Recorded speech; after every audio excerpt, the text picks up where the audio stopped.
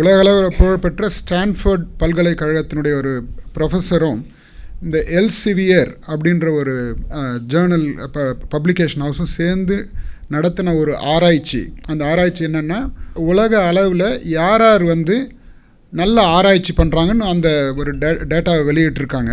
உலக அளவில் top 2% of scientist எந்தெந்த யூனிவர்சிட்டியில் இருக்காங்கன்னு ஒரு பட்டியலை வெளியிட்டிருக்காங்க. இந்திய அளவில் நம்ம விஐடி டாப் 5 பிளேசஸில் இருக்கோம்.